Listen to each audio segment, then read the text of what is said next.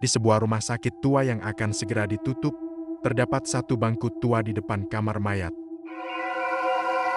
yang dipercaya menyimpan kutukan. Setiap orang yang duduk di bangku itu akan mengalami mimpi buruk tentang kematian dan dalam waktu 7 hari, mimpi itu menjadi kenyataan. Seorang residen muda, Alia, tak sengaja duduk di bangku itu saat bertugas malam. Dan hidupnya mulai berubah menjadi teror tak berujung.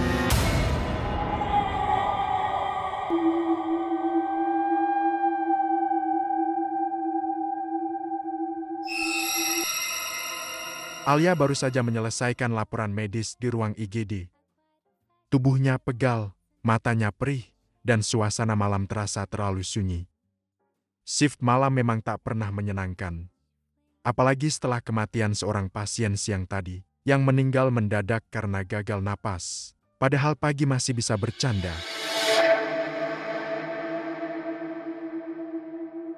Saat Alia hendak kembali ke ruang perawat, lampu koridor berkedip sebentar. Dia memutuskan melewati lorong belakang, melewati kamar mayat. Di sana, ada sebuah bangku besi tua.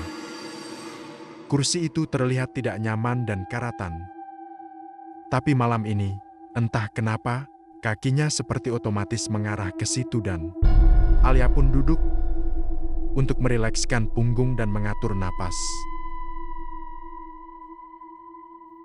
Angin dingin berhembus pelan dari ventilasi atas. Tapi rasanya menusuk, seperti menyentuh kulit dari dalam. Alia memejamkan mata. Suara mesin pendingin dan dentingan troli logam dari kejauhan menjadi latar yang menenangkan. Sampai yang terjadi.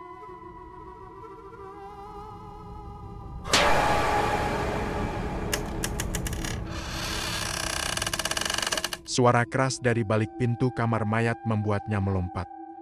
Dia menoleh cepat. Pintu besi yang tertutup rapat itu kini terbuka sedikit. Siapa di sana? Panggil Alia dengan suara nyaris bergetar. Tak ada jawaban. Dia bangkit, mendekat dengan ragu. Aroma formalin dan sesuatu yang busuk menusuk hidung. Dia mengintip ke dalam gelap, dan lalu sesuatu bergerak, sekilas, seperti bayangan yang berjalan di balik meja otopsi. Ini cuma sugesti, cuma lelah. Gumamnya, tapi dadanya mulai sesak. Dia menutup kembali pintu kamar mayat dan berlari kembali ke ruang jaga. Saat ia duduk, baru dia sadar. Punggung seragamnya dingin dan basah, seperti habis disiram aires. Di sudut ruangan monitor CCTV, menampilkan lorong tempat bangku itu berada. Dan di sana, tampak seseorang masih duduk di bangku itu, tapi bukan Alia.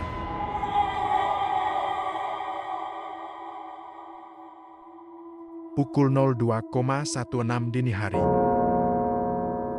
Alia terbangun di ruang jaga. Napasnya memburu. Keringat dingin membasahi pelipis. Cahaya lampu neon yang menyala terus-menerus terasa seperti senter yang menyorot langsung ke matanya. Tapi bukan itu yang membuatnya gelisah.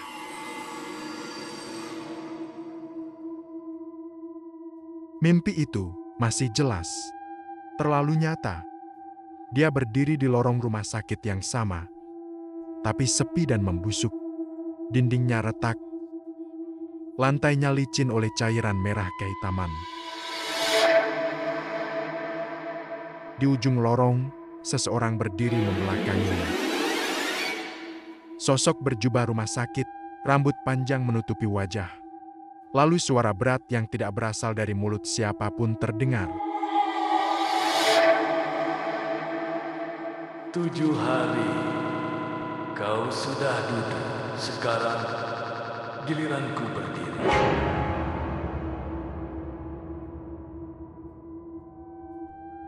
Saat Alia mencoba berlari, kakinya lengket ke lantai. Sosok itu perlahan menoleh dan tepat sebelum wajahnya terlihat. Alia terbangun. Dia memeriksa jam tangannya. Hanya 2 jam berlalu sejak dia duduk di bangku itu. Masih menggigil, dia mencoba menghibur diri. Mungkin itu cuma mimpi kelelahan. Wajar. Shift malam, udara dingin, stres karena pasien meninggal. Tapi saat dia membuka loker, dia menemukan setangkai bunga Kamboja basah diletakkan di atas catatan medis miliknya. Tidak ada yang mengaku menaruhnya, dan tidak ada pohon Kamboja di sekitar rumah sakit itu.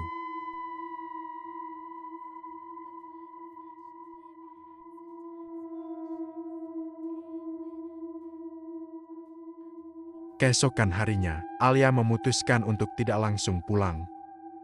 Dia mencari-cari informasi dari staf lama rumah sakit.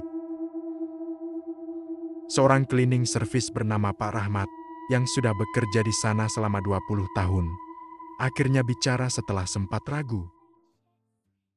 Bangku itu udah dari zaman dulu, Mbak. Dulu ada perawat jaga yang sering duduk di situ. Dina namanya, Mbak. Dia yang pertama meninggal, bukan karena kecelakaan atau penyakit, tapi karena sesuatu yang dia lihat dalam mimpi.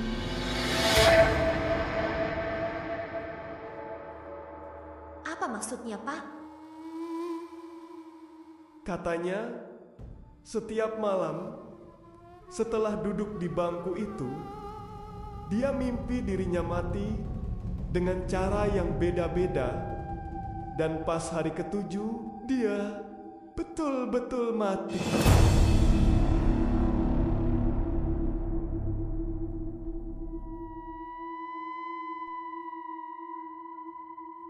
Sama persis kayak di mimpi terakhirnya. Alia ingin tertawa tapi tidak bisa. Malam itu, saat ia pulang dan tertidur di kamarnya, mimpi itu datang lagi.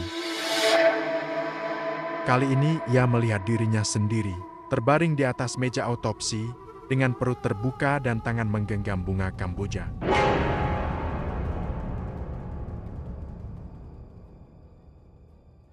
Pagi itu, Alia tidak masuk kerja. Ia mengirim pesan ke kepala ruangan, mengatakan dirinya demam. Itu bukan kebohongan meskipun suhu tubuhnya normal. Tubuhnya menggigil terus-menerus, dan keringat dingin tak berhenti mengalir. Tapi alasan utamanya bukan itu, dia takut kembali ke rumah sakit.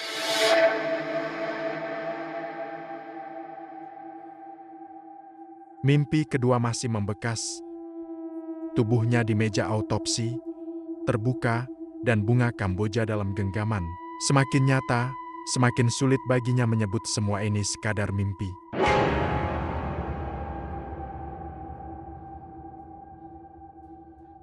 Siangnya, Alia memutuskan untuk kembali ke rumah sakit. Bukan untuk bekerja tapi untuk mencari data tentang perawat Dina. Korban pertama kutukan bangku itu. Namun, saat ia masuk ke ruang arsip lama, berkas tentang Dina hilang. Tidak terhapus, tidak dipindah, hilang seperti tidak pernah ada.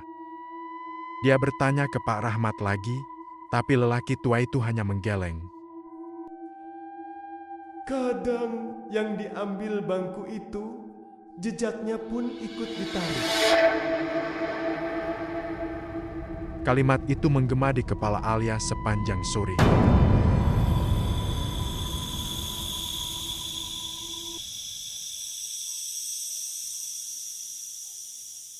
Pukul 21.03 rumah sakit, Alia tak sengaja lewat ke IGD saat hendak pulang. Di sanalah ia melihat sesuatu yang membuat darahnya mengalir dingin. Pasien yang meninggal 2 hari lalu, Pak Hadi yang tubuhnya dia antar ke kamar mayat dengan tangannya sendiri sedang duduk di ruang observasi, menatap kosong ke dinding. Pak Hadi. Bisik Alia. Nyaris tak percaya. Seorang dokter mendekat dari belakang. Kenapa? Dia sudah meninggal 2 hari lalu. Saya yang mengurus jenazahnya. Pasien ini baru masuk pagi tadi. Dikirim dari puskesmas karena kecelakaan ringan. Namanya Pak Hadi Syamsuddin.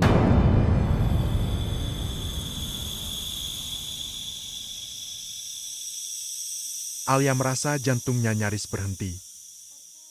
Nama, wajah, bahkan luka di tangan semuanya identik.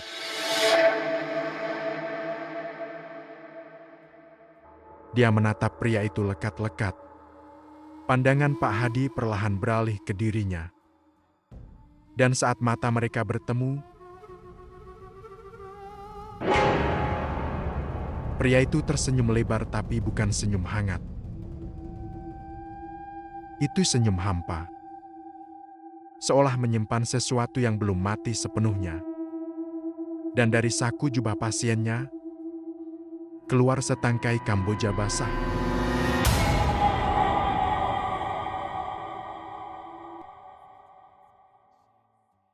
Alia mengunci diri di kamarnya malam itu. Ia menutup jendela, menyalakan semua lampu, bahkan menggantungkan tasbih dan salib peninggalan neneknya di dua sudut ruangan. Bukan karena ia taat tapi karena putus asa. Ia butuh apapun yang bisa menjauhkan itu. Ponselnya berdering. Dari Ina, sahabat sesama residen. Alia, kamu tadi naruh bunga kamboja di loker aku. Apa? Enggak. Kenapa? Pasien kamar 12 bilang dia lihat kamu berdiri diam di lorong jam 3 pagi. Tapi kamu nggak masuk kerja kan? Alia menggenggam ponsel erat. Ia tak sanggup menjawab. Sesuatu atau seseorang mulai memakai wujudnya.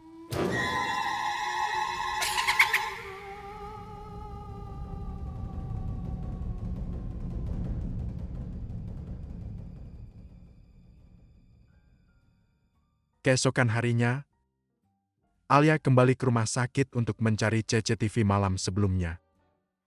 Tapi saat ia memutar rekaman dari lorong lantai atas, tampak dirinya sendiri berdiri di depan kamar 12, diam selama 8 menit penuh. Wajahnya tak terlihat jelas kamera buram dan lampu berkedip tapi postur tubuh, seragam, bahkan sepatu yang dipakai. Semuanya identik dengan miliknya. Namun dia yakin itu bukan dirinya. Saat ia memperbesar bagian rekaman, matanya tertumbuk pada satu detail yang tak masuk akal. Bayangan tubuh itu mengarah ke arah yang salah. Hari semakin larut. Alia mendatangi kamar Pak Hadi, pasien yang kembali. Tapi pria itu sudah tidak ada. Menurut perawat jaga, ia pulang sendiri pagi tadi, tanpa berpamitan.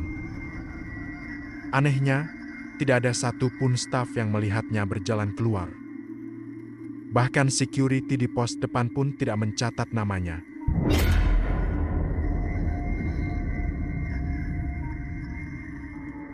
Alia makin yakin Pak Hadi yang ia lihat bukan manusia.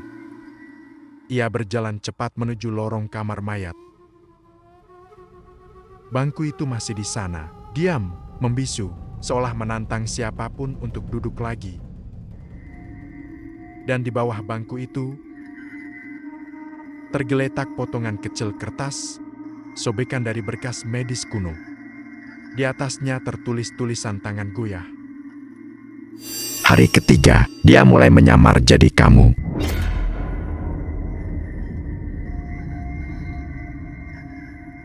Hari keempat, Alia tak lagi tidur. Matanya cekung, wajahnya pucat. Dan pikirannya dipenuhi potongan-potongan mimpi yang tak membaur, mayat terbakar, koridor tak berujung, seseorang memanggil namanya dari dalam lemari pendingin kamar mayat.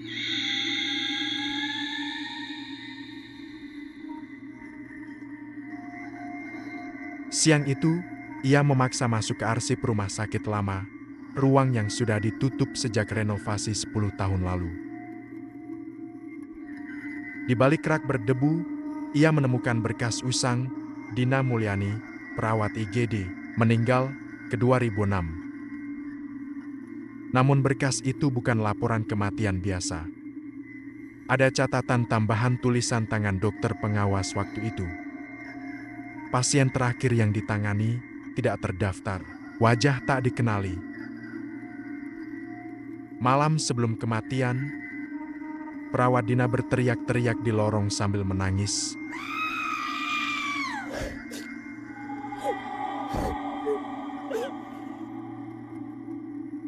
Ditemukan meninggal di bangku ruang tunggu kamar mayat.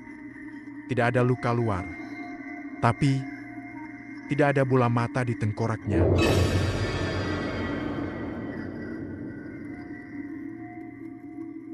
Alia menutup map itu dengan tangan gemetar. Perutnya mual. Tapi sebelum ia bisa bergerak, sesuatu menarik perhatiannya. Di rak terbawah, tersembunyi di balik dokumen lain, ada kaset VHS berlabel rekaman shift malam 15 Mei tahun 2006. Ia membawa kaset itu ke ruang keamanan lama, satu-satunya tempat yang masih punya pemutar VHS. Isi rekaman, gambar hitam putih, lorong kamar mayat, kamera diam, pukul 01,17. Terlihat perawat Dina duduk di bangku, memegang map. Pukul 01,21, dia berdiri dan berjalan keluar dari frame. Pukul 01,25, dia kembali. Tapi anehnya, seragamnya berbeda. Matanya menatap lurus ke kamera. Ia duduk tepat di atas dirinya sendiri. Alia ternganga. Rekaman terakhir hanya suara Dina menjerit-jerit dalam lorong.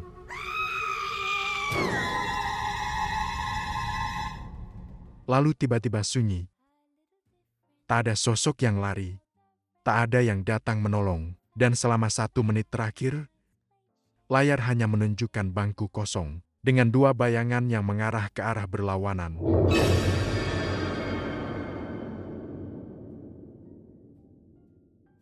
Malamnya, Alia menerima pesan WhatsApp anonim berisi foto dari dirinya sendiri yang sedang tidur padahal ia belum tertidur malam itu. Dan di sudut kamar, samar terlihat sosok mirip Alia, berdiri mematung, wajah menunduk. Dan tangan menggenggam setangkai bunga kamboja basah.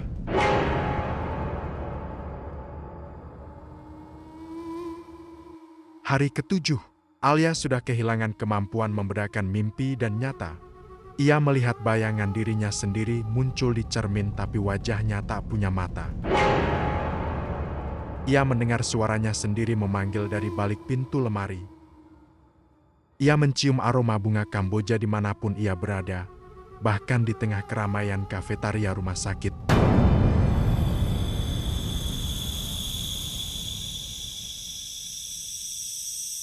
Tapi hari ini, semuanya menjadi lebih buruk.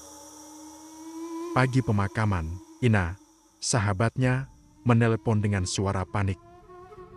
"Alia, kamu di rumah sakit?"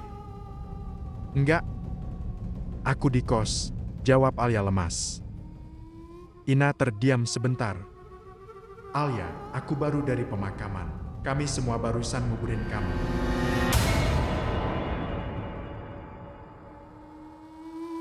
"Mayat kamu ditemukan di bangku sebelah kamar mayat pagi tadi, tanpa bola mata.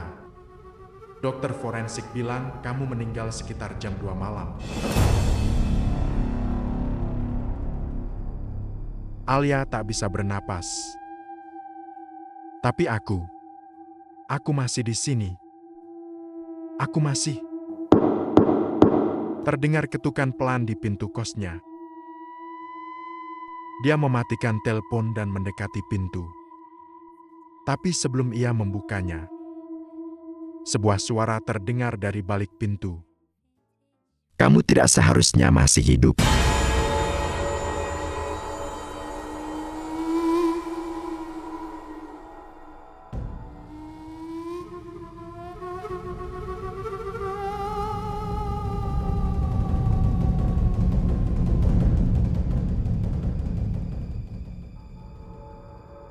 Dengan tubuh gemetar, Alia kembali ke rumah sakit.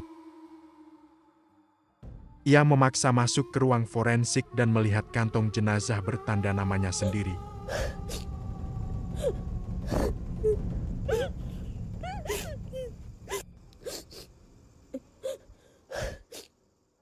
Malam lorong kamar mayat. Alia kembali ke bangku terkutuk itu. Ia sadar sekarang, ia bukan hidup, ia hanya sedang ditunda. Bangku itu memberinya 7 hari. 7 hari untuk menyadari bahwa yang mati bukan raganya tapi jiwanya. Ia duduk lagi. Di sisi bangku, muncul sosok lain duduk sejajar. Perawat Dina, kini tanpa mata, wajahnya hancur sebagian, tapi tersenyum.